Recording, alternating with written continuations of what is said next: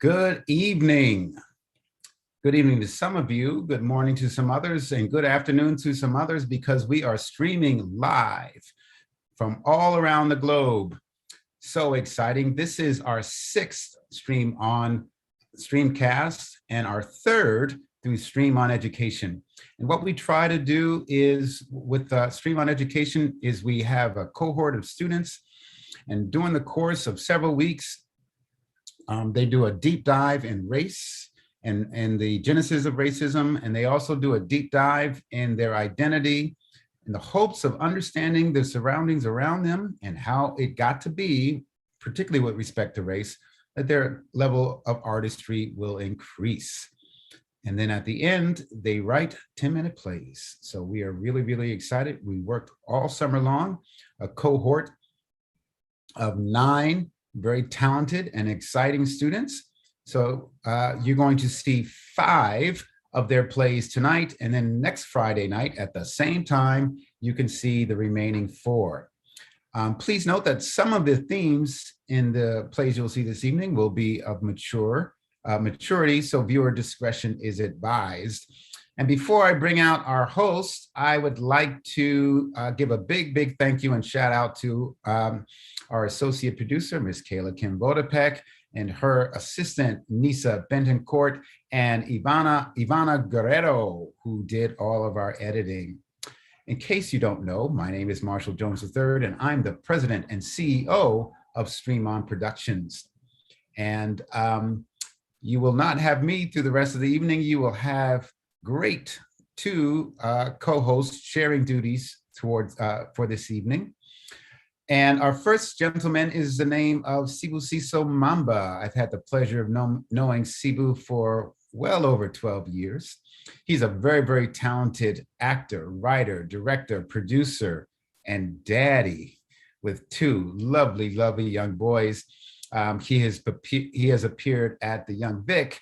He's appeared at the Tony Award-winning Crossroads Theater Company, and we are so pleased to have Mr. Sibu Siso Mamba. Welcome, Sibu. Thank you very much. Thank you very much, Marshall. Good evening, everybody. It's great to be here. Tuning in all the way from the UK, which, you know, technology just amazes me of how far it's advanced, and without costing like tens of thousands of dollars. And we can see each other. Is exactly a Zoom link. So sharing hosting duties with Sibu is Miss Gina Marie Rodriguez. Gina Marie, I've had the pleasure of knowing her for over 12 years.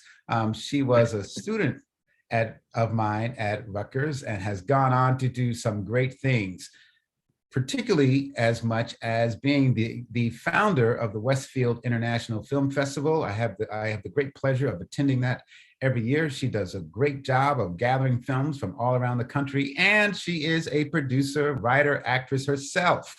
She's putting the finishing touches on a sequel of a short that she's directed and wrote. No, she didn't direct, but she wrote, and she's starring in. And she's got a real hunk of a young man playing opposite of her. But if she wants to promote that a little bit later on, I will certainly let her do that. So I'm going to turn things over to our esteemed host, Ms. Gina Marie Rodriguez and Sibu Siso Mamba. Well, hi. That was my favorite introduction ever. It's fantastic. I when he was talking about the hunk of a young man, I thought, oh, Marshall, thank you. I thought he was talking about me, but clearly, I didn't have undivided attention. He took the attention from me, so I don't know. How are you, Gina? I'm well. How are you, Sibu? You have the coolest name. Your introduction was so much better than mine. Thank you. Wow. No, it's great to be hosting with you, and I've hosted a couple of times on Stream On Education, and you and I have been in classes. We've attended some of the classes together, which lead to the creation of these plays, but we've never hosted together, so this is great. Yeah. First, I'm excited. Yes, indeed. Well, so just to let you know about how the evening is going to play out, we will be streaming 5 short plays tonight, and they are all from students who took the Power of Storytelling course. that Marshall mentioned earlier, which is brought to you by Stream On Education. And as Marshall mentioned, that in the course, the students examined the genesis of race and racism, but also the course is a deep dive into exploring their own personal identities and finding their own place in this world and through the lens of race and racism. But at the heart of the course is figuring out what you are as a storyteller, and that's why it's called the power of storytelling. So students armed with a sharper sense of artistry from this course and this self-examination, they wrote short plays that are about 10 minutes long, and they were written over a number of weeks. And what has happened is the plays were cast and directed, and we're going to be presenting them to you tonight. Yeah. Yes. So tonight we have 5 short plays, but next week we will be streaming the remaining 4 short scripts, one of which I will be directing. So please come back on October 15th to check those out. So this is it's been very exciting observing students' growth over the summer, and I'm really looking forward to tonight. So here we go. Yeah, it's really exciting to see the growth that happens with the plays, because one of the things that happens with plays is a first draft is written and the students come in with it and share it with their peers. And sometimes there are guests like myself and Gina who come into the class. Sometimes those guests are going to be directors later on in the process. And we just give our feedback, our responses.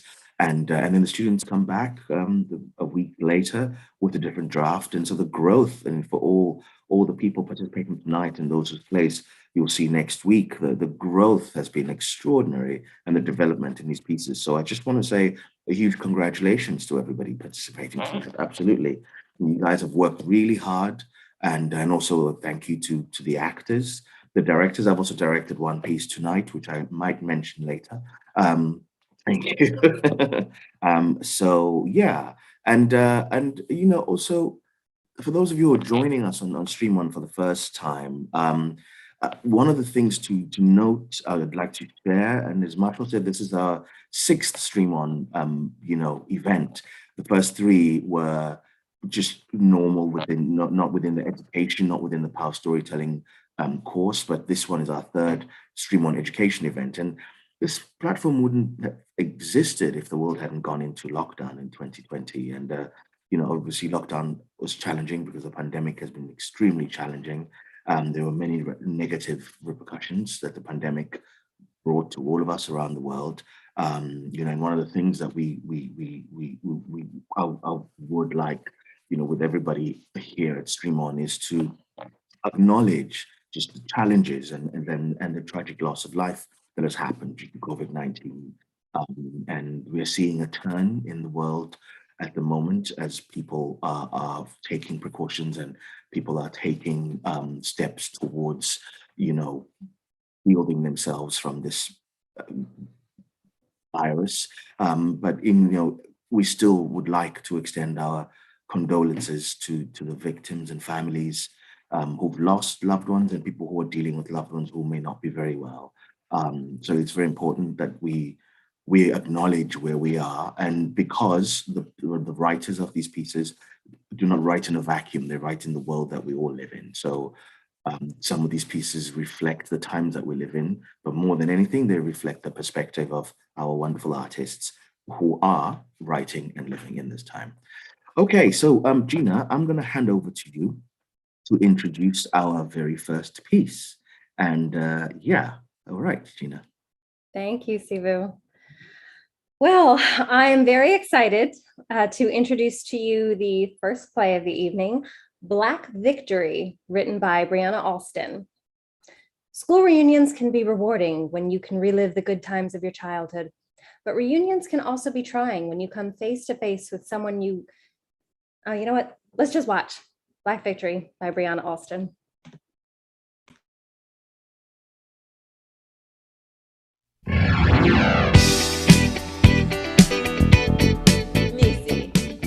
Niecy Holmes. Oh, yes? Oh my goodness, it is you. Gosh, it's been a while. Sorry, I don't think I remember you. Of course you do. We were in homeroom together and we used to play pranks on the teacher.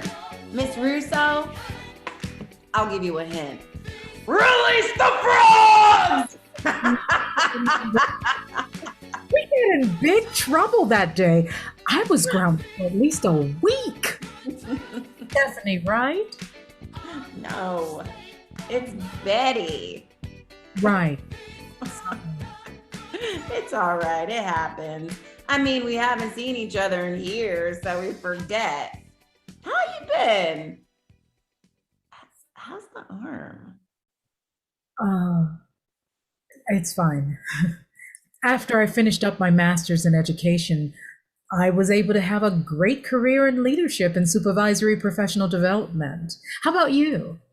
Oh, I'm doing well. I work in a law office in New York, and I recently got remarried. My son, Travis, just graduated from the military academy, and my daughter, Paige, is a school teacher. Wow, that's nice to hear. Oh, it's a pleasure to see you after all these years. Oh, I love how the place looks. Yes, isn't it lovely? I'm glad things are working out for you for the better. Enjoy yourself tonight, and I'll talk to you later. Okay, thank you, Betty. See you later. Well, well, well, look who we have here. It's been a long time. Yes, I know. Look, I'm here just trying to enjoy this reunion, and I don't want any trouble. Who said there was going to be any trouble? I'm just, Stalking me? no, not at all. Why are you here? Answer me. I came over to apologize. Don't you think that it's a little too late for that? The thought of my parents and sister not knowing if I was going to make it because I was bleeding so heavily from you stabbing me with the scissors. At first, I mean, the thought of me coming up to you and asking forgiveness was the last thing on my mind. I thought that it would be foolish of me to even come here and approach you like I did. Yeah? And why is that? Because back then I had a lot of misunderstanding on race issues. I was high on marijuana and I just started acting crazy. The truth of it all is I had a kidney transplant last month and I thought I wouldn't make it. Kind of like you felt that day over 40 years ago. Why are you telling me this? I'm telling you this because nobody in my family was a match for me and I was set up with an anonymous donor. I'm sorry that all happened to you, but what do you want from me? I wanted you to know that the donor was a Black woman. I couldn't believe it at first. I prayed it wouldn't be true, but yeah. This woman, she saved my life. Good for you. Please excuse me. This kidney transplant has taught me a lot and has made me think about what I've done in the past. I was wrong for what I did and I caused you pain. And God, you and your family, you didn't deserve that. I'm really sorry for what happened. To be honest, I rarely think about you and all the hateful people you used to hang around. I can understand how you feel. My apology is not going to be enough for the pain I've caused you, but I'm willing to make things better. You're right. Your apology is not going to be enough, but seeing you tonight has made me realize that I need to forgive and move on. Really? Yeah. I mean, what's the point of holding on to a grudge only to let it linger? What you did back then was wrong, but it's time for a fresh start. How should I do that? Read for underprivileged Black children, or donate your money to the African American Museum. Wow. You've opened my eyes to some possibilities that I can do to make the world a better place. I was taught to hate the Negro because they were Black and unintelligent. That's because you never took the time to talk to a Black person. I don't hate you, and I never did. Thank you. You gave me a lot to think about and the work that still needs to be done. You know, maybe our paths will cross again in the future and we can do something together. Yeah, yeah. Maybe, but in the meantime, start with yourself and educate others. Take care of yourself. Sounds like a good plan. See you around.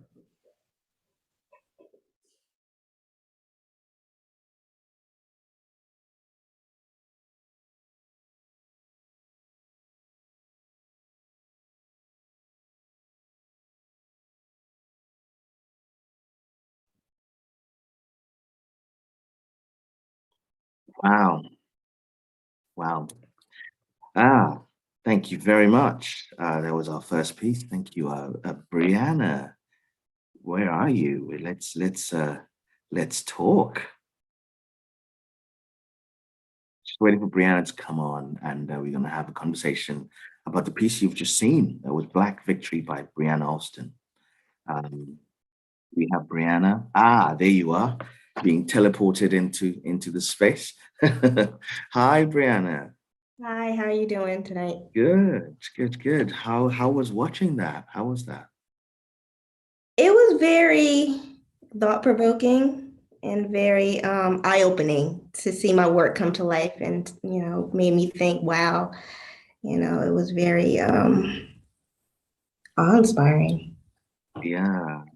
How was it going from what you had on the page and what we saw on the screen? What was that journey like for you, just in experiencing the piece? It was very personal because first and foremost, I want to give an honor to my mom and my aunt, who were the inspiration for this piece, to take a true story and to just open it up. It just was very inspiring for them to, give me that inspiration and everything. Are they watching? Are they watching tonight? Yes. Hey, amazing. hey, Mom. Hello. What incredible words then and inspiration that you've given to Brianna and now to the world. And do you think that a class like The Power of Storytelling helped you write this piece? Have you written about this experience before, or did it come out of this course that you've just done? I've heard the story before, but never written it. But when it was presented to me, I was like, I have to put this on paper. I have to, because it's very powerful and very necessary, because there's still things to be done. Yeah. And have you, what's amazing is because you're writing from the perspective of people who are older than you, who've lived more life than you, obviously. But have you yourself found you having conversations that are similar? Yeah, especially at the dinner table. I mean, with my mother and my family, about racism and everything. Yeah. And just going out into the world and saying, hey, I'm here. And,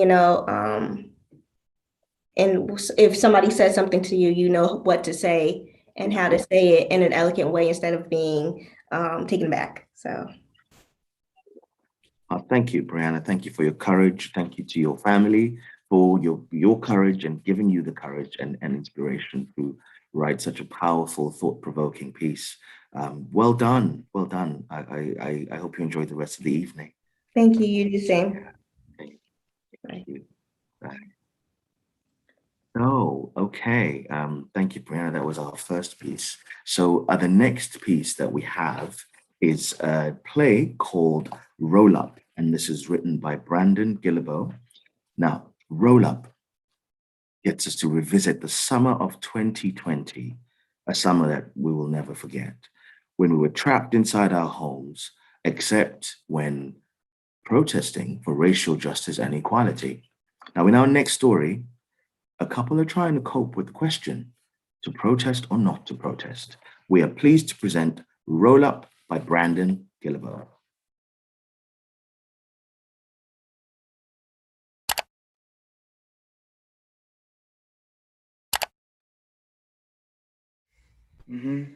Yes, I did see the clip on CNN. Can I believe this is happening in America? Actually, Anthony, I'm getting a call on the other line. I'll talk to you tomorrow. He not still hitting you with that. I'm shocked this is happening in our country, is he? Damn it. Yeah, yes. And honestly, it's the BLM in people's signatures that's really kicking my ass. But we get it, Linda. You're down with the cause. But I'm not sure what that has to do with this quote you want.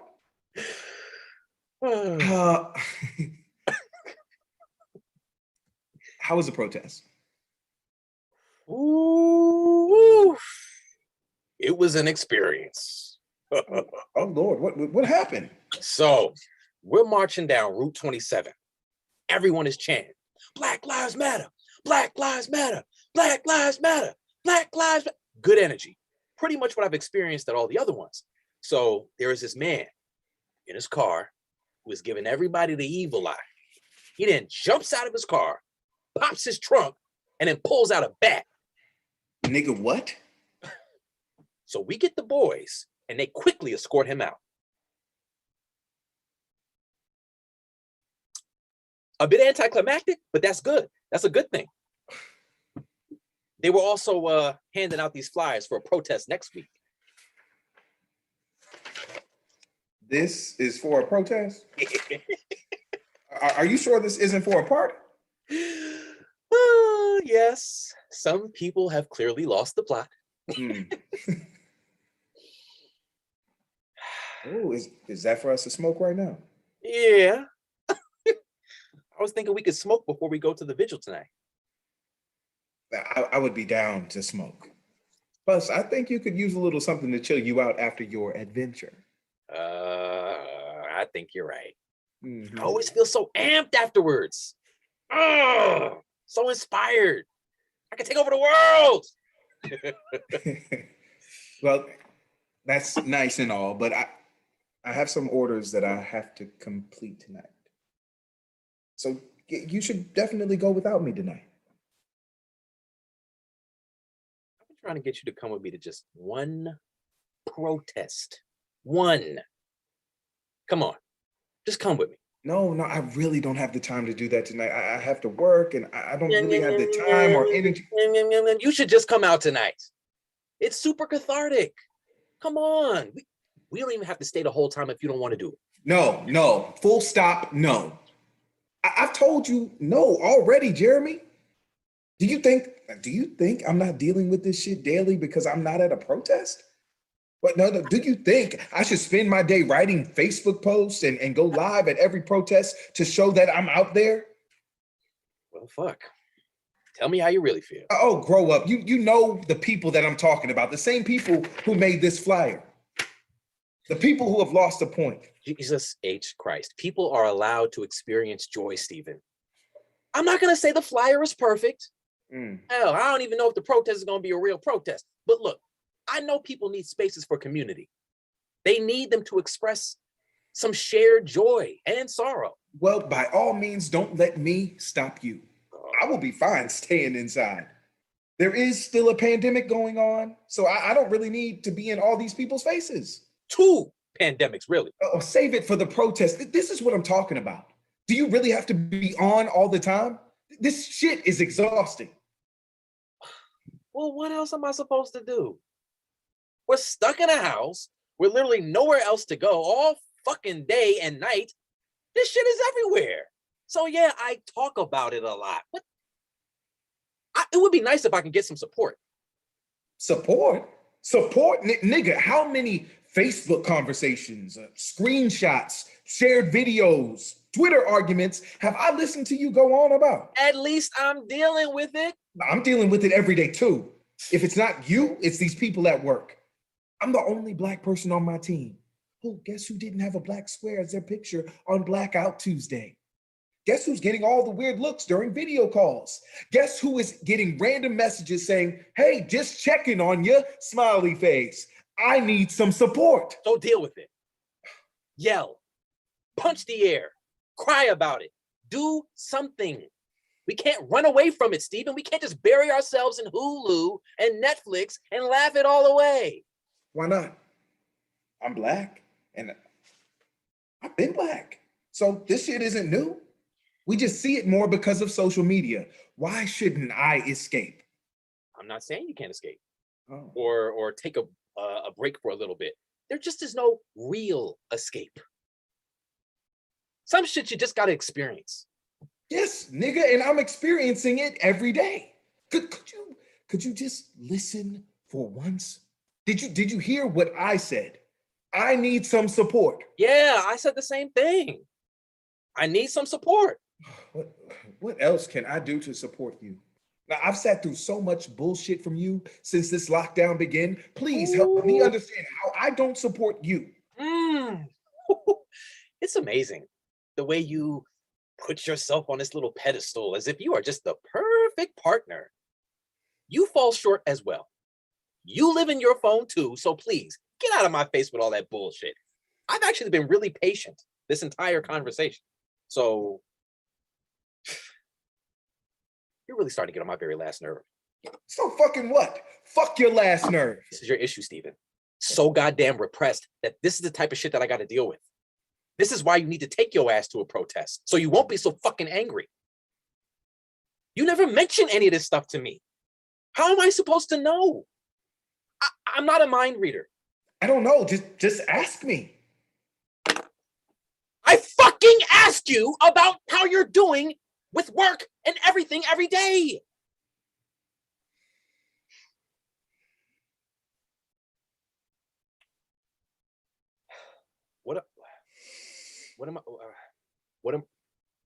What am I supposed to do? I don't know. I don't fucking know. This shit is also hard. What are you even talking about?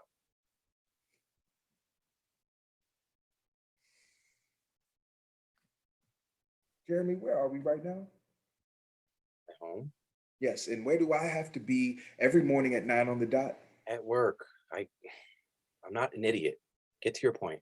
We're having two very different COVID experiences, and I want you to see that. Like, God bless you for doing all that you are, but I don't have the space for it. I don't have mental health days. I have to show up every day and be on. So I need you to be here. I need you to worry about what's happening between these four walls as much as you are attending protests. I am drowning, and I feel so alone.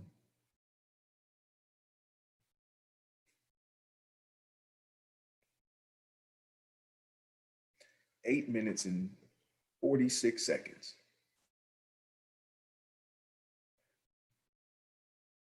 8 minutes and 46 seconds. It keeps playing over and over in my mind. Every day I have to wake up and pretend I'm not angry, sad, or scared, and defeated.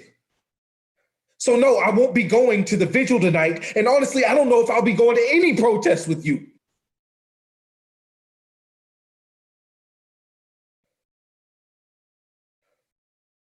Fuck. I'm sorry.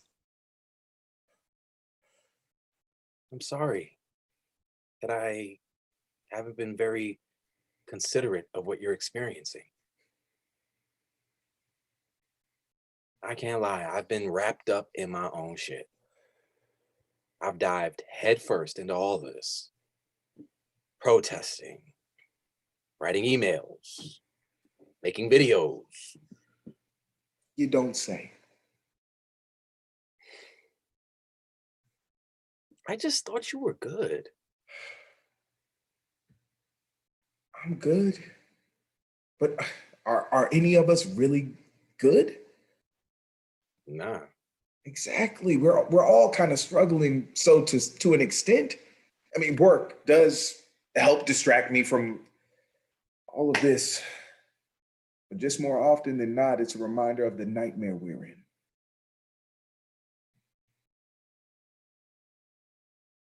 For a small moment, just a tiny second, I thought you were checked out from all of this. Boy, we literally have CNN on 5 hours a day. Shut up. That's true. Should we smoke this blunt?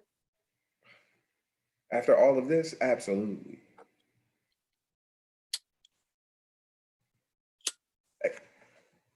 You know, I don't think you should stop writing those posts. Really? Yeah, I love my wannabe James Baldwin.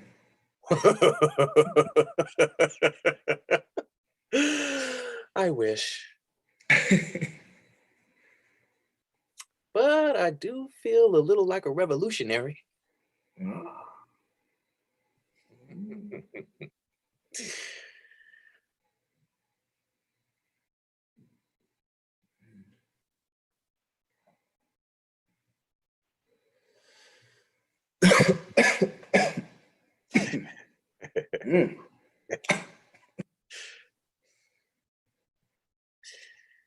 You know, I think I might stay in tonight. You really don't have to do that. Now, please don't stay in for me. No. They'll be fine without me. My ego's not that big. Mm. You know I do love you, right? I know. We'll get through this together. Pandemics, racism, your big old head. We got it. We got it. Me, you, and Jesus H. Cannabis. Praise him. You better roll up. Come on, Pastor. You better roll up. Do, do, do, do, do. You know you go to hell, right? You go to hell for that. Let me get high first. Pass that over here. Stop playing. You Thank come you. and get it.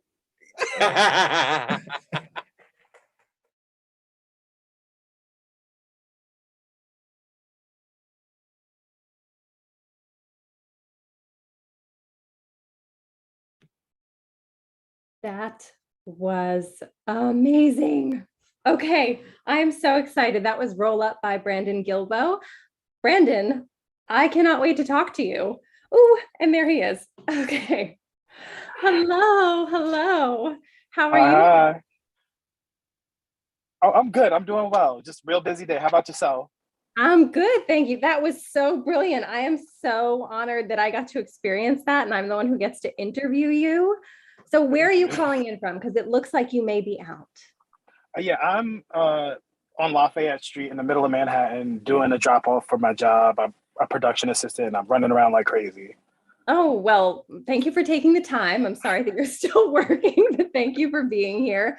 I'm still in shock. That was so amazing. The performances were brilliant, but your words were stunning. One of my favorite quotes was that we all need space for community. And I feel like that's what art is for, and that's why we're here. So I'm so excited to talk to you. And if you could just tell me a little bit about your inspiration for writing this particular argument. So this is sort of a conversation that I imagined in my head in a way.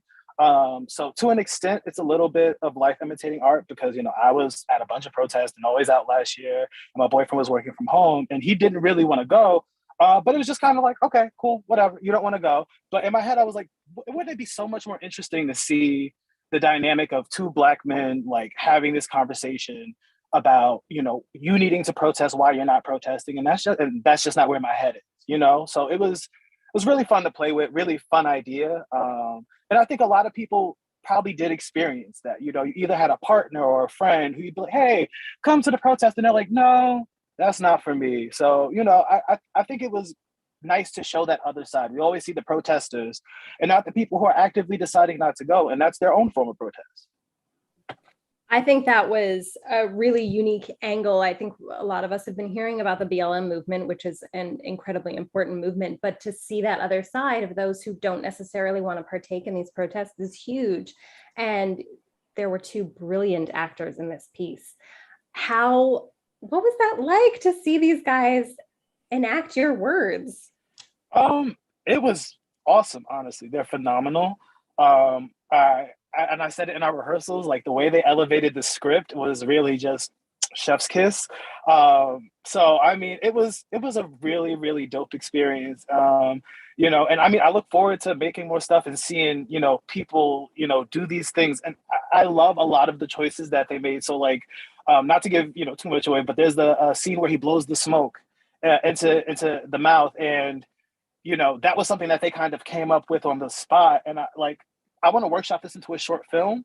And that's something that I am absolutely going to keep in this short film. Like, it was just so much intimacy shown via Zoom. Like, it's just brilliant, That was probably one of my favorite. I have a lot of favorite moments from this piece, but that was one of my favorites because, I mean, we're all doing this, right? Zoom is hard, and it's wonderful when you can come up with that unique piece that works well specifically for the Zoom medium. But as somebody who works in film myself, I'm really excited to see this adapted into a short film.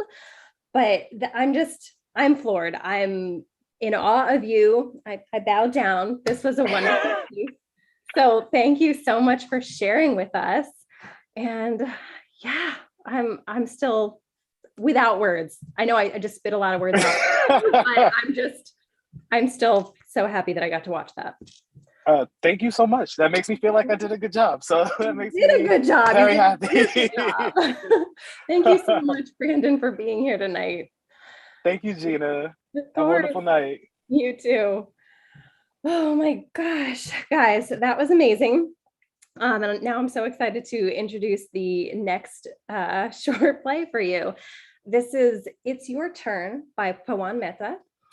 The father of a 20-something young man is an expert matchmaker, but his son has a secret. In our next play, our main character soon realizes it's his turn. Enjoy It's Your Turn by Pawan Mehta.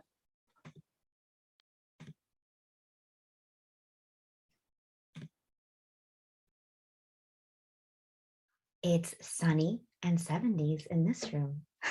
Really? I gotta leave this room. I'm just stuck in a box, I wish I was in that box though. We're the Brady Bunch. We're just gonna fill it. Not anytime. Oh, right, yeah, right. Yeah. Look down, look It's up. a story. Side.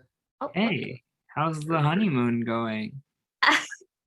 as good as can be given the circumstances. Hey, well, at least she saved big time on the wedding. Tell me about it. Her mom keeps telling me to make the honeymoon as special as possible, but this one is making it really hard with all these restrictions. We can wait until after Corona is over. Let's go on vacation. Yeah, so that's where we're at. How are you? How are you doing? Just fine. Great. Is that why you called me? Just to see how I'm doing? No. Come on, do I need a reason to call my favorite cousin? I mean, day after the wedding, figured you'd be too busy to talk. Just tell him you're running out of time. Tell me what?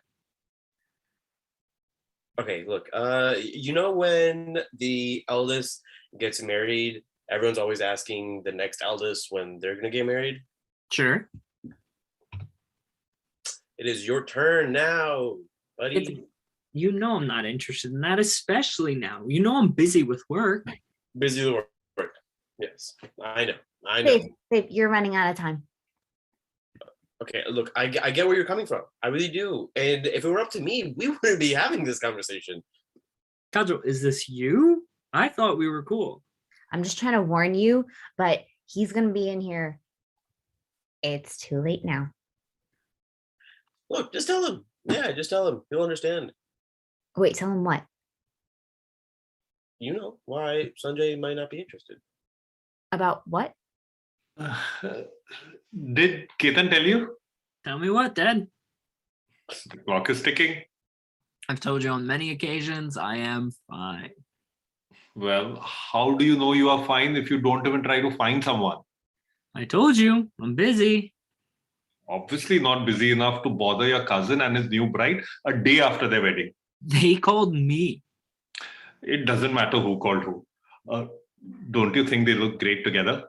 Sure, they look happy. Then why don't you want that? I have never seen you as happy as Ketan and Kajal look right now. I'm busy at the new job. It takes a lot to make sure the investors are getting a sizable return to keep me well paid. I know you are making good money off of that, which is why now is the perfect time. Look, man, if I was in your position, I would lock something down before it all falls apart. Well, aren't you the pessimist? I'm just saying, he's got some prime material right now for his biodata. They're already fighting. Do you know how they met? Go ahead. Ask Ketan how they met. Ketan, how did you and Kajal meet? Your dad set us up. I set them up. Are you saying I don't know what I'm doing? No, Dad, I'm not. That's what I thought. And I can also do the same for you. I don't need you to. What would it say about my abilities if I can't even get my son a wife? It would say that you're good at helping those who ask for it. That's not what they say, beta, and you know it. Your aunties are already asking me, when am I finally going to find some nice girl for you? Tell them to mind their business. Now, is that any way to talk about your aunties? Kajal, talk some sense into this boy. I am looking forward to see who you will marry, Sanjay. See, even Kajal agrees. So why don't you put any effort into making your biodata? You think it looks nice if I go to these aunties and present you without even doing the bare minimum of making a biodata? You think you will find anybody that way? It feels weird making a resume for dating and telling people how much I'm earning. Is that any way to meet people? You should be so lucky. You think children always have that option. If it's my choice, don't I get to decide when to choose? Wait, why haven't you made your biodata yet? Now you look lazy in front of your family. Wait, that's not what I meant. No, I mean, let him speak first. Listen, Ketan made an excellent point. You have a great education. You finally have a really nice job.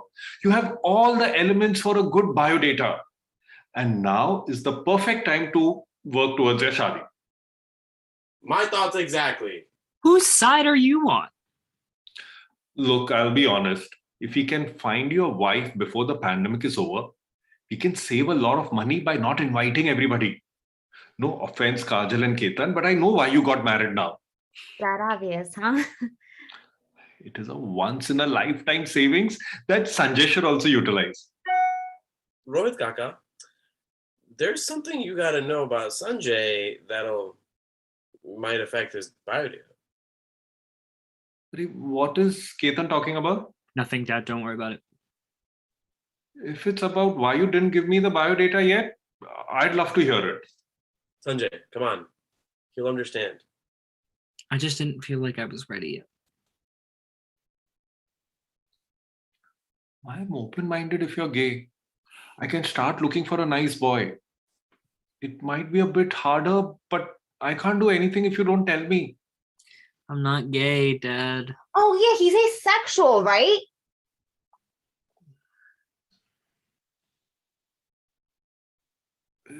Can you repeat that, Kajal? I don't think I quite understood what you are saying. I'm not really sure it's my place to say. It's a little late for that, Kajal. It's okay. It's okay. Somebody needed to push you anyways. What are they talking about, Sanjay? Well, I'm not interested in sex. Why are you bringing this up with your father? I don't need to hear about your sex life. I don't have a sex life. I still fail to see why we must discuss this. We are talking about finding you a spouse. Well, it might be a deal breaker if they want me to do something that they expect me to want to do as well when I don't.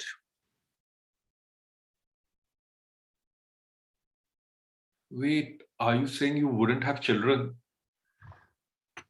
I don't think that's what he's saying. I don't plan on having kids. You know, your mother was looking forward to having grandchildren. And it's not like we have any other kids to help in that regard. Wait, you just want to have sex, period? Don't you know what asexual means? I mean, sure, but there's like levels to it, right? I don't know. Are there? There are, but no, I wasn't planning on it. No one is ready until they are ready. That's not what I'm saying. I don't plan on having kids. Ketan, Kajal, are you two planning on having kids? You want to take this one, babe? Yeah, okay. I don't think that we're planning on having kids right this moment or anytime in the near future, but maybe at some point. See, you work your way through the steps, and the fourth step from you starts to make sense. Right now, the step for you to take is to find somebody. Hell, since you plan on making this as hard for me as possible, I can make your biodata and send it to you. And I'll include this asexual thing if it means that much to you. See, that's the thing. I don't think I want to follow that path. What do you mean, beta? I'm not even going to want to have kids. In fact, I don't even know if I plan on even marrying anybody, whether it be a nice boy or otherwise. Did you know about this, Ketan? I mean, we talked about the asexual thing, but I didn't really know everything. I don't see the problem with this.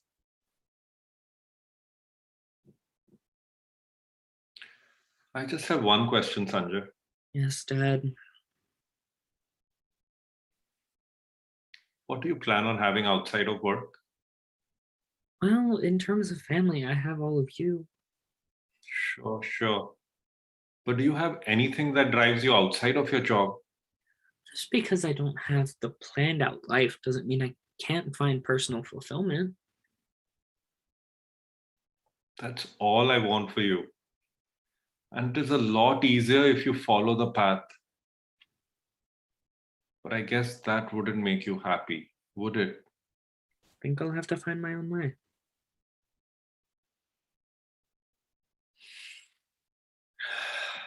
I'll have to figure out what to tell the aunties now. But if you have any ideas, just call. Otherwise, I'll just say he's too busy with work. I'm glad we were able to talk openly. I am too. Thanks for the ambush. You needed to tell him you were ace at some point. And I thought you'd be happy to get to meet your soulmate. Did you ask him if he was interested in finding his soulmate? I kind of just assumed. Don't worry, Sanjay. I'll talk some sense into this idiot. Sounds good. I'm sorry, Sanjay. And don't worry about us. Small fights like this are common in marriages. Maybe you made the right decision. Hey! Don't act like you weren't thinking it. Yeah, you got me there. All right. I'll talk to you later, Sanjay. I thought he was weird before. Babe, you're still on.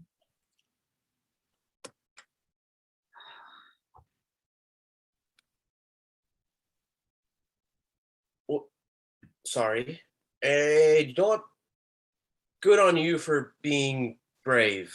Oh, I'm just trying to live my life. I'll figure my shit out without your mindset. And thanks. I really needed you to make my decisions for me.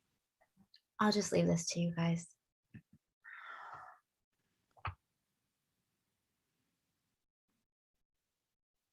Look, man, your dad was breathing down my neck trying to get you to have this conversation. And I thought it might help you to get out there too, man. maybe the reason I didn't get out there is because I don't want to.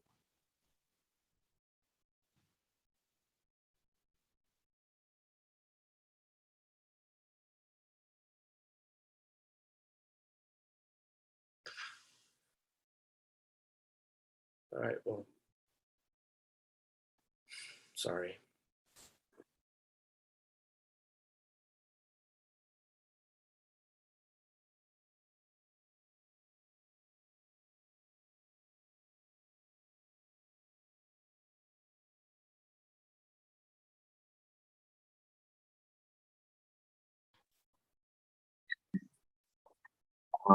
Oh, man. Oh wow. Wow. Oh my God. You took us from comedy to really my heart just broke for almost for everybody at the end. My goodness. Beautiful work. How Thank was you. that? How was watching that? It was great. Honestly, the actors and the direction really brought it to life. Yeah, what an amazing cast and just beautiful work. And for you, I'd just like to know, what was the genesis of the piece for you? So basically, I was initially going to write something a little bit more heavier, but then I remembered my dad told me at one point, like, are you ever going to write something light? So I tried to like do something with that. So I decided to go in this direction with it. Yeah. And just the funny thing of doing a wedding during a pandemic, doing wedding via Zoom, so you don't have to invite everybody. That just cracked me up because weddings are expensive. And so what was it like the course for you doing the power of storytelling? How was that? How did that help you? Did that help you write differently? Were you writing stuff before? Is this the first play? I'm just curious about your journey as a writer. Sure. I mean, I've written plays and like short stories and stuff here and there, but I never really like worked on it with like race as part of the main themes, as like something that's a core part of the story. And it was great to like get in touch with that in a sense and like work on something through that lens. Yeah. And then a question I have for you personally: have you submitted your biodata? Are you under pressure? I still got a couple more years before You got a couple more years, but soon it will be your turn. Someone's gonna put that pressure on you. That was brilliant, Paul, and I hope you really had a good time watching that and experiencing the journey through the development process and rehearsal process. So fantastic, just absolutely brilliant work. Thank you so much. Thank you. Okay, enjoy the rest of your evening. You too. Great. Wow. So we now are going to move on to, this is our fourth play of the evening. This play I've had the privilege of working on with Sam, the writer. Sam also stars in the play and with a wonderful cast of people. This next play, a young student has been called into the principal's office. It looks like a normal school day, except we are in the future. The year is 3021, and the world is a very different place. Oceania by Sam Mulick and also starring Sam Mulick.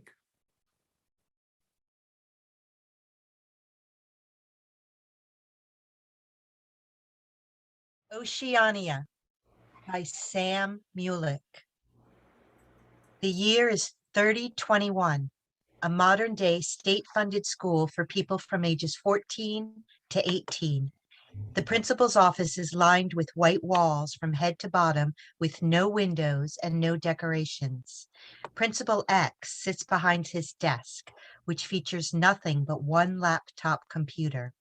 One chair in the middle of the room faces the principal's desk.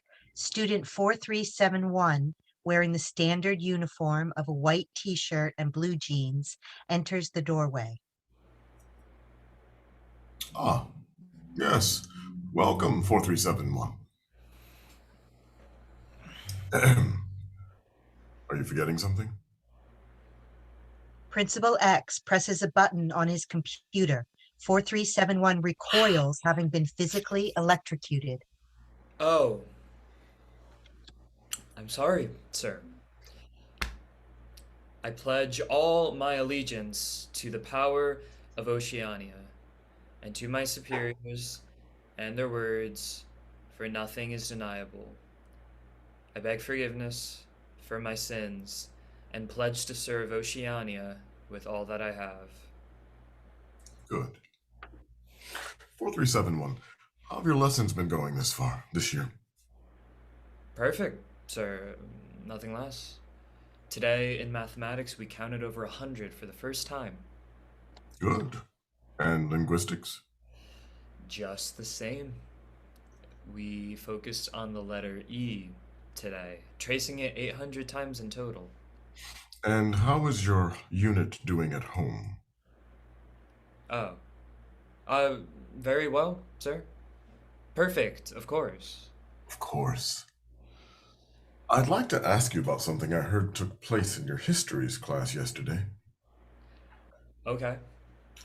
Instructor H1 informed me that you said something quite curious to the class. You said, and I quote, "Why don't you ever teach about what happened before Oceania?"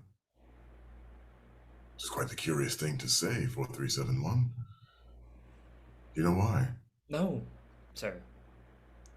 I just thought it would be important to know where we come from.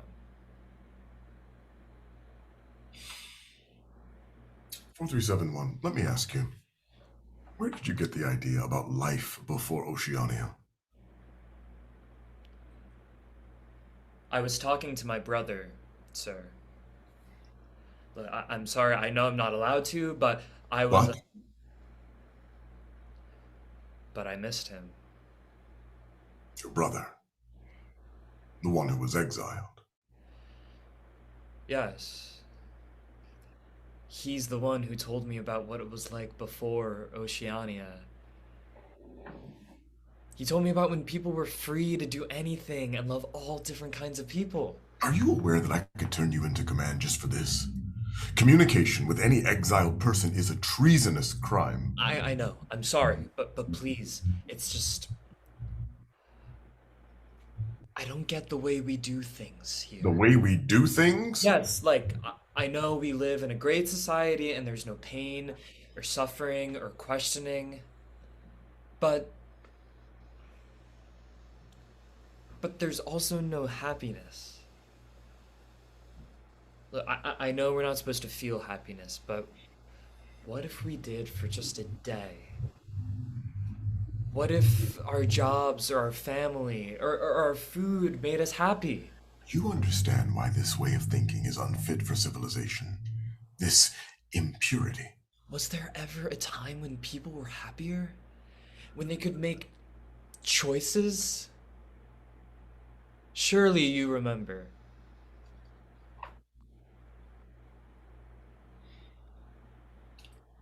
Let me tell you a story, 4371. Have you studied deer in your biodiversity class yet? Yes, I think I remember seeing pictures of them. There was once a pack of deer that lived in the badlands of Desertia.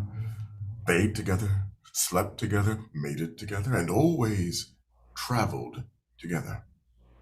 They never left each other's side. One day, they were walking across the plain, and one of them spotted a waterfall going into a river. He was curious, for he'd never seen such a beautiful thing before. He started to walk towards it, but the other deer kept moving. They knew they wouldn't find food before nightfall if they made a detour. So the deer made its way to the waterfall. And about 3/4 of the way there, a mountain lion came out and ripped that deer from limb to limb before it even got near the waterfall. Right for all the other deer to see.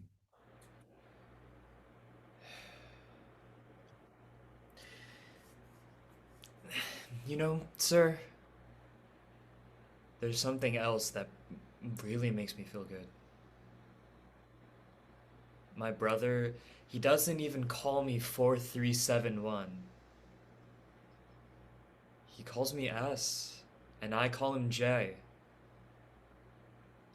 4371. I ask you to lift the front of your shirt. 4371 lifts the front of his shirt, revealing a deep gash by his stomach. How is your unit at home, 4371? My father gave that to me. What were you doing that could possibly warrant such a punishment? He said that I put our entire unit in danger by talking to my brother. He said that I betrayed Oceania and that I was unfit to be around other boys. Here's what I need you to understand, 4371. There was nothing before Oceania. There will be nothing after Oceania. 4371, there are no waterfalls for you to wander to. They're all gone. You can either pledge your full and entire allegiance to Oceania, or you can meet the mountain lions on the way out. Your choice. You beg forgiveness for your sins and pledge to serve Oceania with all that you have. Principal X punches a few buttons on his laptop. Here's what's going to happen, 4371. You have a choice here.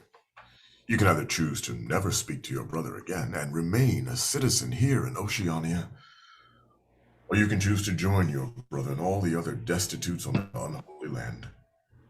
If you choose to stay, you will put your right hand on my desk, sealing your handprint forever to Oceania. I've invited Parent 1 and Parent 2 to join you in case you need some help making this decision. You have 10 minutes to decide.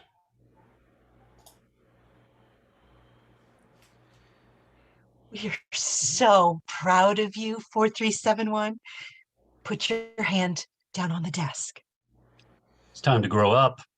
Say goodbye to these silly fantasies. Your brother made the wrong choice. It's time for you to make up for what he did. All will be forgiven if you just put your hand down. You have your whole life in front of you. This is what it takes to be a real man. Making the right decision and doing what's best for Oceania. Will you still love me if I decide to go with Jay?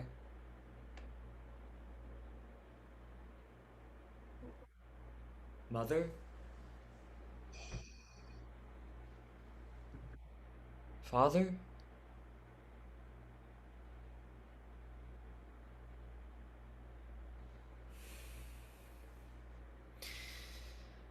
Can you tell me what life was like before this place? None of my teachers could tell me. I asked every single one of them. Before Oceania, we had nothing. We lived on the street and had to beg outside the elites for food. There was no hope. We owe everything to Oceania and how it saved our lives. Your brother does not understand that anything is better than living that way. I will never go back. You choose Oceania or your choice is against us forever. Would you send me to the command if you ever saw me talk to him again? Would you turn in your own son just because of some pledge of allegiance? Did you guys give Jay the same choice? Mother, did you give Jay a choice at all? Your brother made his choice long before we could help him. But you're different, 4371. You're the smartest boy I've ever seen in my life.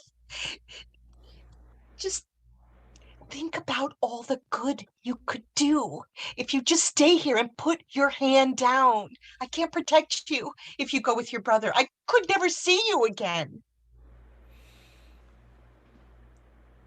Father, do you remember a time when things were different? Could things ever be different again? I don't even have a name. No son of mine would ever choose to go against Oceania. Don't do it, son. Just please come back to us. I will never speak of him again, but I miss your brother and I can't lose you. Please, come to us. Ah! On one side, I have people who threaten me, beat me, and don't even look at me like I'm a human being. And then on the other side, I have the one person in my entire life who is willing to listen to my questions and help me understand the world.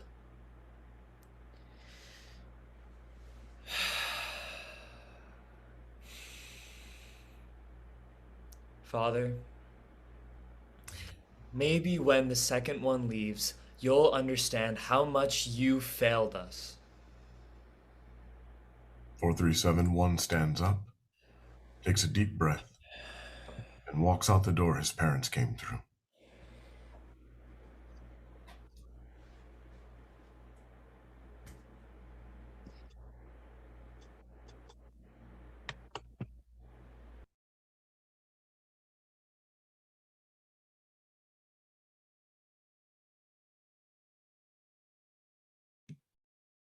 Oh my gosh.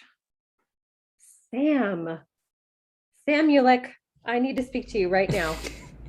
Hello. Oh my God, is it working? Can you hear me? I can hear you. Can you hear me? Are we going to do that? Absolutely. Okay. Absolutely. Oh, wow. So I was actually in one of your classes when we were still workshopping this script, and it is vastly different than what I first heard. So can you dig into a little bit about that transition? What happened from where it started Yeah, to where it ended? for sure. My first idea for what I wanted to write was definitely inspired by my own experiences with educational administration, specifically in my high school, and that was like the original inspiration. And it was much more realistic. It was much more literal, much more like I could identify like experiences in my life that I was putting into my original script. And I wrote it, I completed it, we did it in the class, and I thought about it, and I was like, this is good, but I feel like I'm not challenging myself. Like I'm put a lot into this class. I'd love to like try to take a risk. And I'm in acting school right now, so honestly have to give my classmates a lot of credit because they just inspire me a lot. So I was, just thinking outside the box, what can I do? And it kind of, probably in the shower, it came to me, and I was like, why don't I try something crazy? Try something a little different. And it was a lot of like kind of 1984 dystopian inspiration that went into this new thing. But I think, my goal was more so to kind of highlight what my, I guess, criticisms of and failures of education, at least, growing up here in the States. And I think putting it in a dystopian world kind of highlighted it in a different way then. Well, I think you did a great job. And it's funny that you say 1984, because as I was listening and watching, my brain was jumping between like Brave New World and 1984. Where are we? But it was so good. And I know you said that you're in acting school now, but it's such a task to be both writer and performer. So can you talk a little bit about what it was to step into the world that you created, saying your own words? It was honestly, this whole process was terrifying. I'm not gonna lie. Like, every time we would share my script in class, I was so anxious. But usually when you're an artist, that's the good shit, that when you are really going to be vulnerable and share something. Stepping into it was nerve-wracking for sure, because I'm a student. I haven't really worked with pros much. But I couldn't have asked for a lovelier cast or director, and it was kind of mind-boggling to 5 minutes in, we start table working this thing that I wrote with Cameron Knight and these other professional actors. It was really incredible and weird and wonderful and crazy. But yeah, no, it was a ton of fun, honestly, just like playing off each other and discovering new things. And the joy and this, Sibu and I talked about this. The joy is that when you write something and you give it over, the actors take it to new places you would never expect it, and new ideas you never thought of. So that was really cool. Well, you did an amazing job. It is no small undertaking to create an entirely new world, to create a dystopian future, which maybe we're not too far from, but let's not talk about that. You did an excellent job. Props to you and to your director, Sibu, as well. Thank you so much for being here tonight and for chatting with me. I appreciate it, Sam. Well, I so appreciate it. I can't wait to see your next short film. Yes, you're paying attention back to me. I'll talk a little bit about that later, but thank you so much. Of course. I'll talk to you soon. Of course, I'll see you. Bye, Sam. Oh, wow. This has been a really exciting night. I'm floored by everything that we've seen so far. And that brings us to our last show of the night. And it is by our associate producer. So I am looking forward to Zooming for Love by Kayla Kim Vodopek, whose Korean name is Kim Nanju. And this is about the world of speed dating via Zoom. So as the perpetually single person in the room, I completely identify with this, and I'm really looking forward to seeing what she's presenting to us. So this play is revealing the trials of Catherine as she navigates several possible suitors. So let's find out how she does in Zooming for Love.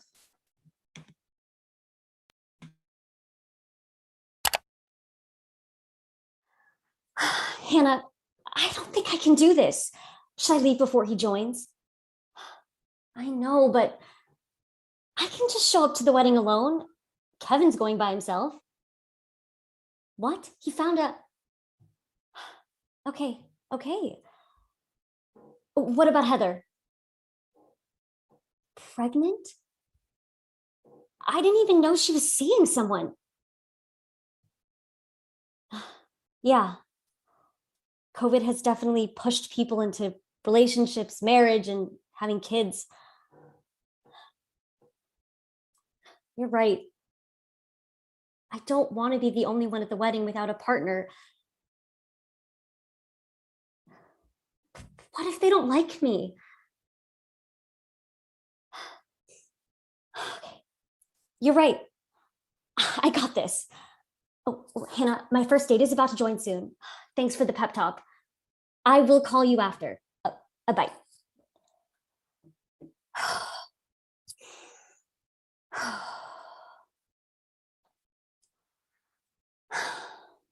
Hi, I'm Brian.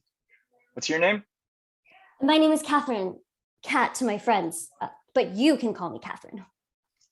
Sassy. All right, Catherine. Is this your first time trying Zooming for Love? It is. My best friend Hannah told me about it. She met her perfect person on here, so I thought I should try it out. What about you? This is my second time. One of my tennis buddies found his girlfriend on here. So similar to you, I thought I would try it out.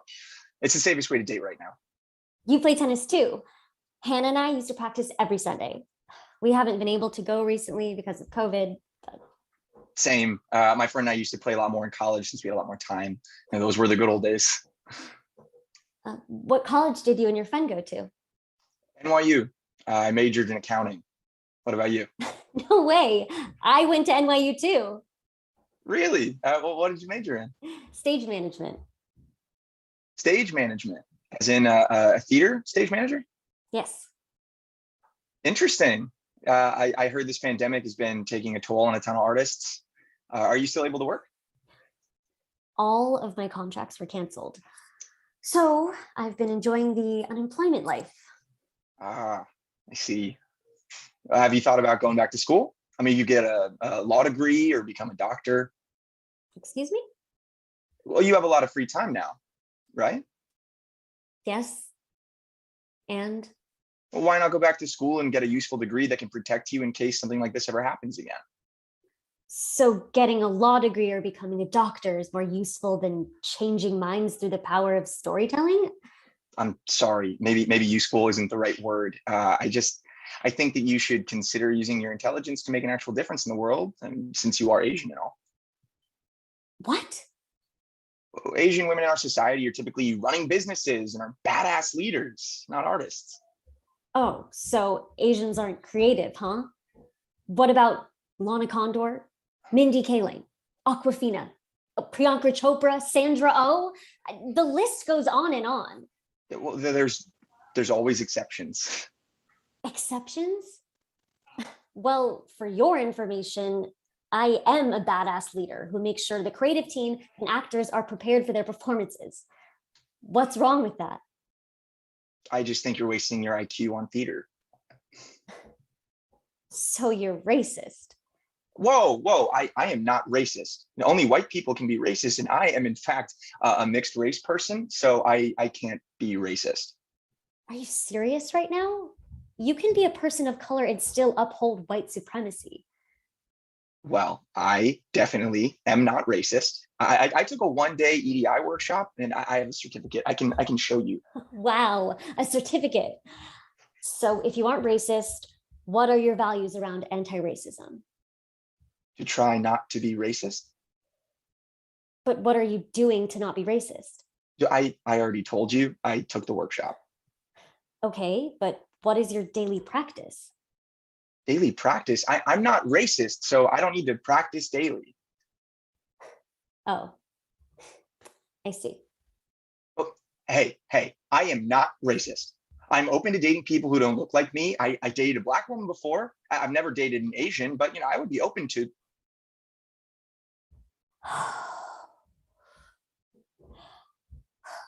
Catherine, oh, you got this.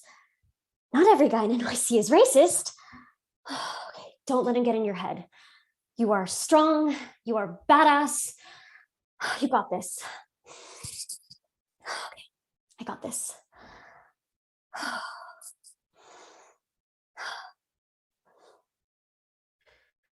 你好 I'm sorry, I don't speak Chinese. こんにちは 안녕하세요. I'm American. Oh, so you don't speak another language? I know French. Oh. Where are you from? New Jersey. No, where are you from? Red Bank, New Jersey. Okay. Where are your parents from? Union, New Jersey. What country did your parents come from?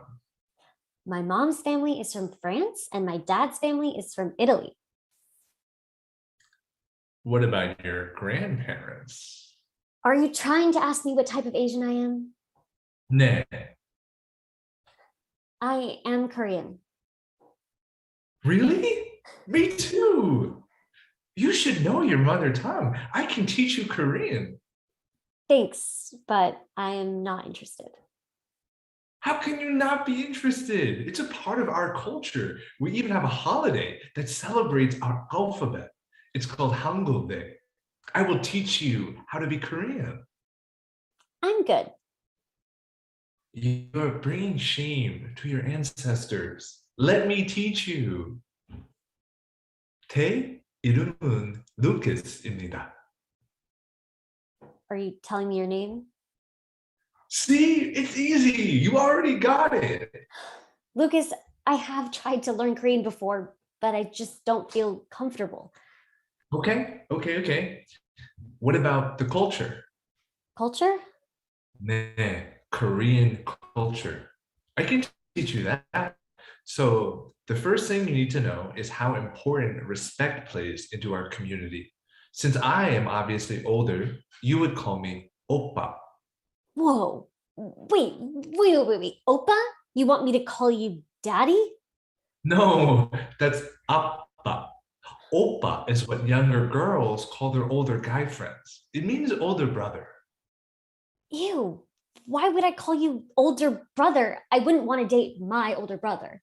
No. You aren't dating your older brother. You would date me, oppa.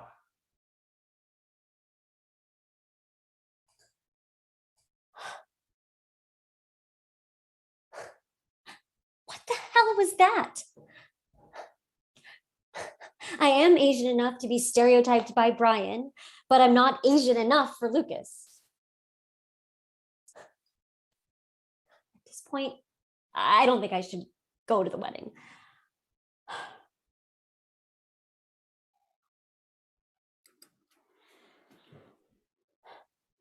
Hey, I'm Jordan. What? Are you okay? Yeah, I'm okay. Bad date so far? Bad doesn't even begin to describe it. I'm sorry. I've had a few unpleasant ones myself. Unpleasant? Yeah. I mean, there are a lot of self-centered, power-hungry, and money-driven people in New York City. Yes, there is. You said your name is Jordan? Yes, ma'am. Well, I'm Catherine. It's nice to meet you. Why don't you tell me about yourself? Let's see. I'm a forever learner who's trying to understand everyone's truth. I have a ton of questions, but not a lot of answers. A football fan, a beer connoisseur, cat dad. I have a cat too. His name's Sebastian. Okay, please tell me you didn't name your cat after the crab from Little Mermaid. Oh, I did. He was a bit crabby when I first got him, so I thought the name matched his personality. That is so funny. I also named my cat after a Disney character. You want to take a guess at what her name is? Nala. Nope. Tigger? Guess again. Okay, give me a hint. What movie inspired you to name your cat after one of the characters? All right. Don't laugh. The Aristocats. Marie! Ding, ding, ding. You have a winner. Oh, I should have known. The Aristocats was one of my favorite movies when I was growing up. It's the reason I wanted to go to Paris. Parlez-vous François? Oui, je parle un peu français. How do you know French? I took French classes from middle school to high school. Same. I was given the option to choose between Spanish or French, so I chose to learn French. Isn't it weird that the American public schools only give students the option to learn European languages? Like, I was only given the option to learn French, Spanish, or Italian. What about Swahili? Or Arabic? Or even Mandarin? White supremacy. We believe that English and other European languages are far superior to others. Last week, I read an article that said that Mandarin is the second most spoken language next to English. The third was Hindi and then Spanish. And we still focus on teaching the Romance languages in public schools. So I know we only have a few more seconds left, but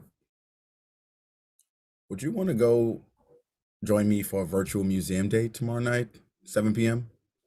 I would love that. Great. I'll DM you my number. Amazing. I'll see you tomorrow. I'll see you.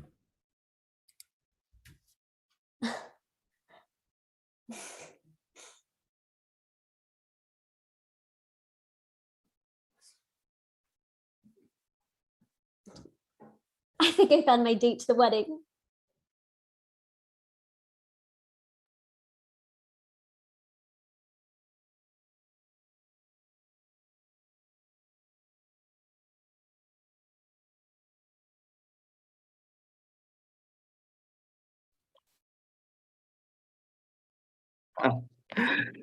Kayla. Wow. Hello. Oh my I see goodness. you. This is absolutely amazing. Oh my God.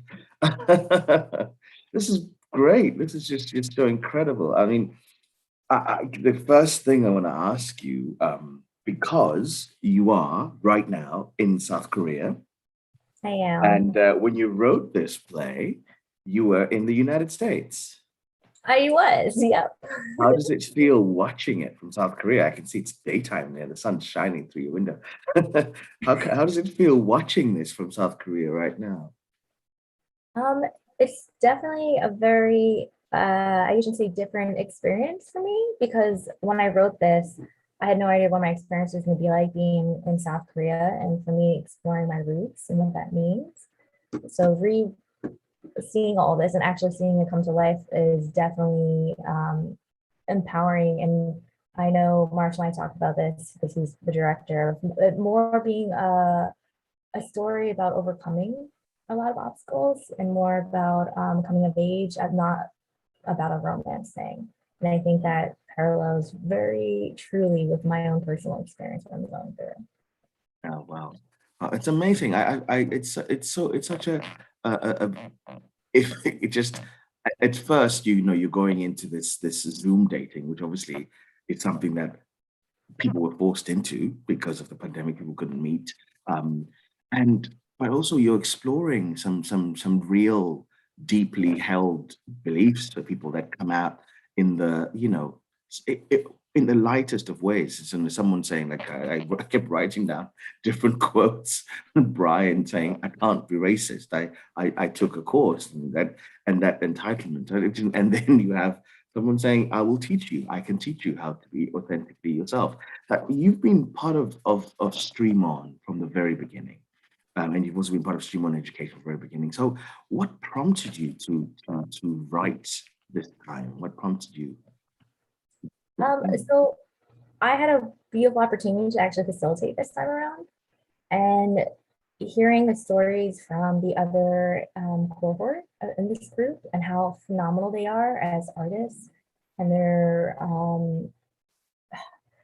stories, their personal stories about who we are as individuals and what it means to be human, made me really think about people in my life and different individuals I've met. So I never done Zoom dating, like speed dating or anything like that. That was going to be my next question. I was going to also say, what about this has been your experience? Okay, No, so this is from your imagination. Yeah, but I've encountered people who acted in similar ways in this way, but knowing that everyone's coming from this place of being human. And even the character like Brian truly believes that he's not racist and shows up in a very different way because of a lack of education to a degree. And how that can cause harm for someone, particularly someone who might be mixed race or in my case adopted, or trying to figure out where they belong in the world.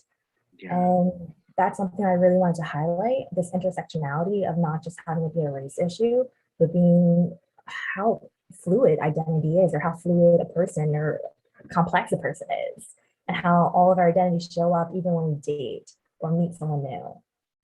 Yeah. And how was watching the play from going from the ideas you had in your head and seeing it and seeing the actors, the wonderful actors come on and bring it to life? How was that experience for you? It was really good because I didn't expect it to be as funny as it was. So I think, as you know, most of my other plays I wrote are very dramatic, more that way. And I was just, let me just play around and see what happens. I think this is funny in my head. I don't know if it's going to land like that. Oh, it was funny. I was cracking up. The idea of dating your older brother. But like, I think the actors definitely brought that out and definitely played on that and made me be like, oh, this is something that's really funny. I can add this and change this. And same thing with Cohort. The Cohort helped me a lot to really play off of those different characters and make them more human. I know that is something that I definitely struggled with in the beginning process of this, how to not have a bias or how to see people from their point of view and showcase that in a script. I really hope you're going to write some more. I really hope that your trip to Korea is going to inspire a lot more questions, a lot more explorations. I hope that for everybody. I'm going to bring Gina on while you're still here because Gina, please come on. You said in your introduction to this play, as you have, been in this situation. So can you tell us a bit more about that? Well, I have online dated and I have come across men who don't think before they speak. I'll put it that way. So they end up saying things that they think are super smooth and suave, and probably the dumbest thing you could ever listen to. So I relate to this. I'm, sorry for the fact that this is real life for a lot of people, and the racism comes across, but I think you did a wonderful job of portraying that in an entertaining light. But yeah, this is real, guys. So if It's you're true. those It's dating really apps, a friend of mine who's a comedian said about, sometimes when we're writing, and we've seen tonight, just like a broad array of how to deal with the difficult issue that is in our society all over the world, the issue of how different races see each other and the divide between races. And one of the things that I've loved throughout the evening is that everybody has taken a very personal stance, and shared it in that way. And I think, we can also laugh at it. We can also laugh at it. We can interrogate it. We can question it. We can, shake it. But we can also laugh at it. And I think that's one of the things that's brilliant about storytelling. There's so many ways to have this very important conversation. So yeah, thank you, Kayla, and I think I just like to bring everybody else on. Can everybody else come and join us? Because this is your evening, and we have been entertained by your work, and I think it will be great for the audience to see everyone. And I think what we're going to do next is get some questions from the audience in a couple of minutes. Gina, you mentioned at the beginning that we are doing this again next Friday. Yes. Do you want to tell us a bit more about that again? Same time next Friday, October 15th. So everybody write that in your, who uses written calendars anymore? Is that just I me? do. Look, I write things on paper. See, I'm dating myself. Guys, whatever, take out your phones and your iPads. Okay, and in your calendar, October 15th, we're doing this again, and it's going to be awesome. Yeah, and there's 4 plays next week. Yeah, there's 4 of them, and one of them is you've directed. You direct. One of them will be one that I directed. Yes, as yet untitled. So surprise, you'll find out next. I think I'll be directing one as well, and I think mine is as yet untitled too. So we will find a title. Hi, is everybody on? Do we have everyone? Fantastic. Wow. I just want to thank the amazing cast of actors who have brought this work to life in the most extraordinary way. Just all of you were so wonderful and exceptional. And I want to thank all the directors. I want to thank Marshall, Kayla, thanking you for your writing and for producing, because Kayla, in case you hadn't made the connection, Kayla is our associate producer, and Nisa, thank you, and Ivana, I think, who I haven't met yet, but has been responsible for helping us edit and put all this together. Thank you, everyone, and thank you all of you, the audience, for being here. Thank you to the writers. Thank you for your courage. So we are now in the part of the evening where we get to share. While we're waiting, so Nisa, maybe Nisa, Kayla, Nisa's going to send us the questions on the chat. Am I right? That's how we're going to do it. Okay. Anybody want to share their thoughts, their experience this evening? You know what that was like? All right, not all at once, guys. Should we call on people? Gina, what do you think? I think we should. I don't know. I'm staring at Sam right now, and I'm sorry. Sam, you got the eye. Gina's staring at you. Do you want to just say, talk about the evening in general? What was that like for you? This was wonderful. I'm very grateful for the support I've had. My mom is watching. My grandma Mary is watching, or she did watch my play, and a bunch of my friends are in the other room. Shout out to them. I'm just very grateful. As I said in my interview right after, I think it's very, very vulnerable, sharing your stuff, especially if it's personal to you, especially if it's something you care about. But I think that is the gold. That's what we're searching for. So lean into it. It's so hard, but that's a great thing we got to practice in this class. Well said. It's true. I could hear your friends in the other room. That's brilliant. That's brilliant, Sam. And there's a question that's come up about, talking about that and how vulnerable it feels. And the question is, does anybody know if they're going to continue writing? Is this experience giving you courage? Do you feel like you're going to continue writing? And who wants to talk about that a bit? I'm looking at Pawan. Sure, yeah. I have multiple other things in the works currently, just up in the air. But like, yeah, I'm definitely going to keep writing. And this class was helpful in the sense of like connecting with who I am as like in terms of like racial identity and like matching that with who I've been up until now. I don't know if that makes sense. Oh, completely. No, it really does. Yeah, yeah, yeah. And do you feel that there's a difference between the writer you were before this class and the writer you are becoming?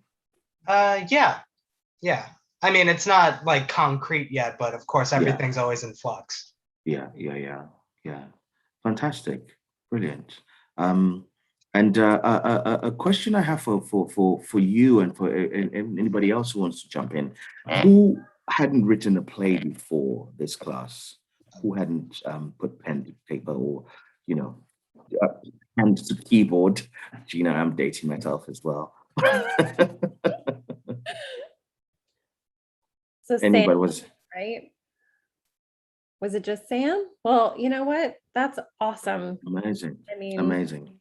you guys Yeah. took away so much from this class and the work is stunning. I'm so glad that you decided to even take this class and that it led you here to us tonight. Absolutely, yeah.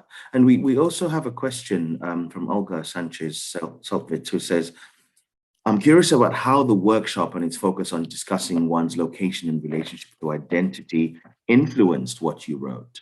That is, how might your work have differed without this lens? So yeah, we've had a little bit of that conversation with Pawan. Can somebody else weigh in? That's a great question. Thank you, Olga. Who wants to take that one on and share a little bit of how might your work have differed without the lens of this race and identity class? Brianna, you are on my screen. I think this class helped us, well, me personally, be an eye-opener to race because without this class, I would be still prone to write about race because of how I grew up, but just blindsided in the sense that it wouldn't be my thought pattern if it wasn't for this class. Or Thank any. you. Yeah. What was your expectation of the class when you came in? And did you get what you expected out of it, or was there a difference by the time you got to the end? Oh, we are coming into the end now. There was, I got it, but I didn't get it for two things because I knew it was about race and identity. I didn't know that I didn't really know how to put myself into writing something about race and identity. Like I stated before, it hasn't really come to mind about it. So yeah, and it's interesting because your play deals directly with an incident as you shared when we talked afterwards, an incident that happened to someone you cared about and something that is very personal to you, but it goes right to the heart of something provoked by racism. And years later, the physical scars and the emotional scars are still there. So yeah, it's great. Yeah. sorry, I had to really dig deep into that because it became personal. I'm writing it, honestly, I kind of broke down because it was so powerful and deep, like I said, and I am thankful that I got permission to do this. So Fantastic. Thank you. Did anyone else find that kind of challenge of almost breaking down, of feeling like it was difficult to carry on with the work? Who do you want to point at? My gosh, I don't know. I feel like we should call on our associate producer, Kayla. Well, as someone who's facilitated and also came up the curriculum of Marshall, with doing this, I can talk on behalf of kind of to a degree why I think this space is so important and what influenced me because I wasn't going to write anything. That's not my job. And I think this class and the important value of storytelling and race is a great way to break barriers. So we have this ideology of white supremacy, racism, all this stuff that's holding up different systems in our world. And it's influenced by laws, and it could be interpreted like we have the courts interpreting what the laws mean and the police like trying to say like whether you broke the law or not or what that might mean. But I think there's so much power in art, in stories, in theater and film, music, etc., that allows us to either reinforce this ideology or break it down and change it or challenge it. And the way how we took this course for us, Marshall and I, and viewed it is okay, how can we use this beautiful art form to allow us to explore who we are in a manner that is fluid, but also tell our own personal stories.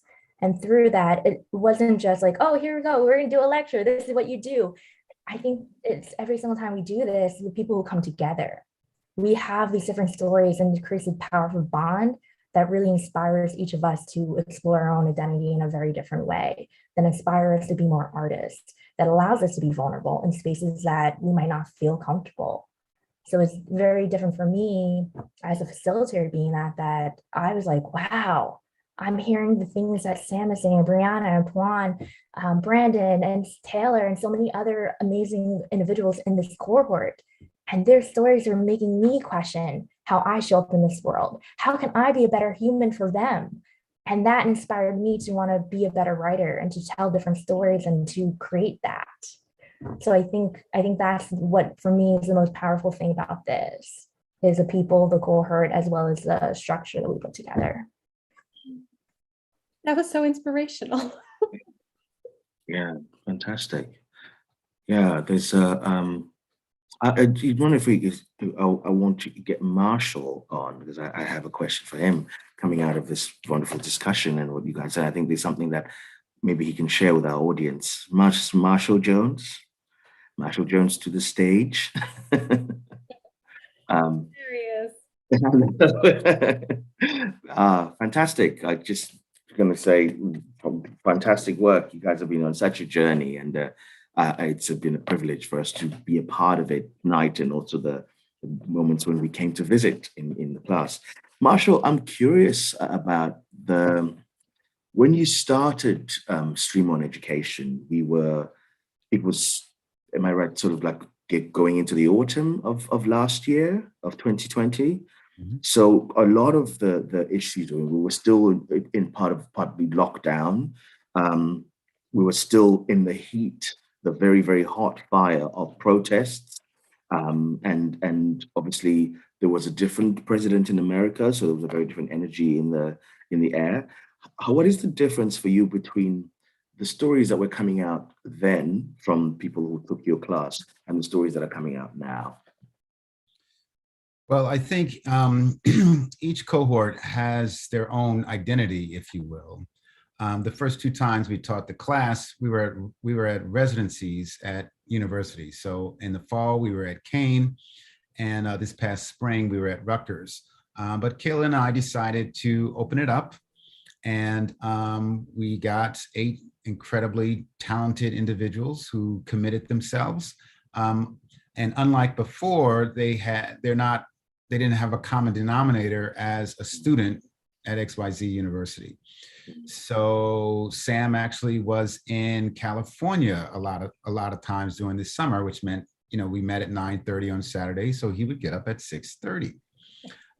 We had another cohort who changed jobs right in the middle and moved. So you're experiencing those kind of real life things. And because they're not all students at the same university, it also created a different level of energy. But I don't really want to pass judgment on it. They're just all very, very different. The Kane students, different, Rutgers, different, and this, different. But it's a reflection of their collective thinking that came throughout the class. Yeah. And what I've noticed, because I've been, privileged to be involved in all three, in all of them, yeah. is that with all of them, the biggest common denominator is the courage, that every single person who's taken this course has brought and or has found in themselves to actually tell stories from a very personal, deep dive, sort of place. And whether they be funny, whether they be hard hitting and dramatic, but all of it comes, there's a level which kind of happens. It's amazing how with writing that you can tell stories on surface, but people just go deep. People go deep and explore and ask questions. So that's something that I really find inspiring in this program, and I hope it is for you guys as the writers in it, because I've seen it in all three so far, and even in the ones that we're doing next week. I would say the same. The writers you haven't seen tonight, but you'll see them next week. The courage that everybody has brought is just inspiring to me as a writer and as an actor, and as a director. So thank you for that. Yeah. May I just say something in regards to that? I know I'm going to embarrass him, but a lot of us do with Marshall, to be completely honest, because of people he brings on, how he holds space, and how he is a leader and a mentor and mover and shaker and advocate in this world. Like, that's why every single cohort we have feels comfortable enough to explore that, to fail. There's so many times I can say I failed writing script. I know everyone here, they're shaking their heads. Like, a lot of that has to do with him and the people we trust to bring on. So thank you, Marshall, for that. Sure. You say so. I'm a behind the scenes guy, so I'm gonna go behind the scenes. Thank you for coming in, God. So You embarrassed him off the stage, we Caleb. did, yeah, we did. The equivalent of bringing the director out and giving them flowers in real life theater. Gina, is there anything you want to add? Or if anybody else wants to add something, I think we're coming to the point where we're going to wrap up. Gina, is there anything you want to say and share with our wonderful writers or with our audience?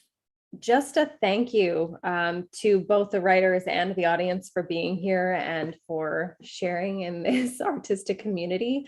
The writers have done a brilliant job, as have the directors and the performers. I want to thank all of them as well and congratulate them on a job well done. These were such wonderful, wonderful plays. So you guys should be very proud of yourselves. And I know that's hard as an artist to really feel good about things sometimes, but I'm telling you that it's okay. And you should be proud of yourselves because it was wonderful work. And I know everybody here really enjoyed themselves. Thank you. And then to everyone who joined us tonight, thank you. Thank you very much for spending the evening with us, or the early morning, or, late morning. Thank you very much for being here tonight. We'll be back next week with another a rendition of Stream On Education. And you'll see the other, well, it's not half, it's sort of just under half of the group, and you'll see their work.